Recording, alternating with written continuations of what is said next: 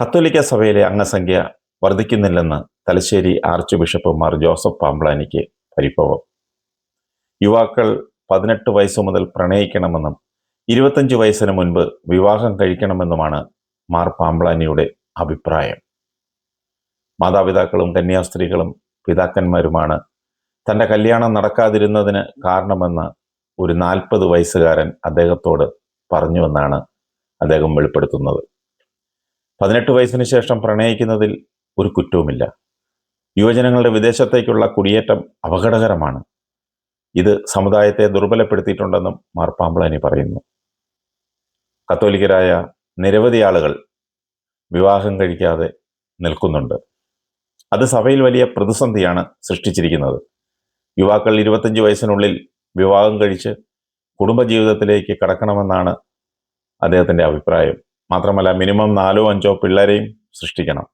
ഇല്ലെങ്കിൽ കത്തോലിക്ക സഭയിൽ അംഗസംഖ്യ കുറയും. എൻ്റെ ഒരു അഭിപ്രായം, വൈദികർക്കും വിവാഹം അനുവദിച്ചാൽ അച്ഛനാകാൻ കൂടുതൽ ആളുകൾ കടന്നു വരികയും വഴിതെറ്റുന്ന വൈദികരുടെ എണ്ണം കുറയുകയും ചെയ്യുമെന്നാണ്.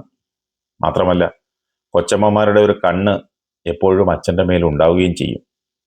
മറ്റ് സഭകളിൽ വൈദികർ കല്യാണം കഴിക്കുന്നത് പോലെ കത്തോലിക്ക വൈദികരെയും കല്യാണം കഴിപ്പിക്കണം. പിന്നെ മാർ പാമ്പ്ളാനി പറഞ്ഞത്, പുരനിറഞ്ഞു നിൽക്കുന്ന ചെറുപ്പക്കാർ അവരെങ്ങനെ കല്യാണം കഴിക്കും? കല്യാണം കഴിച്ചു കൊണ്ടുവരുന്ന ഭാര്യയ്ക്കും അവർക്കുണ്ടാകുന്ന കുഞ്ഞുങ്ങൾക്കും ചിലവിന് കൊടുക്കണ്ടേ? സഭയുടെ സ്ഥാപനങ്ങളിൽ എത്ര സഭാവിശ്വാസികൾക്ക് ജോലി കൊടുത്തിട്ടുണ്ട്?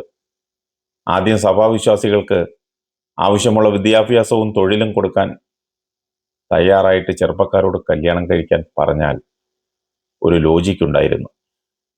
ഇതൊന്നുമില്ലാതെ കല്യാണം കഴിച്ച കുട്ടികളെ പെറ്റുകൂട്ടി സഭയിൽ അംഗസംഖ്യ കൂട്ടണമെന്ന് പറഞ്ഞാൽ ഇനി മെത്രാനല്ല പോപ്പായാലും ശരി തന്നെ യുവാക്കൾ ജവുളി പൊക്കി കാണിക്കും.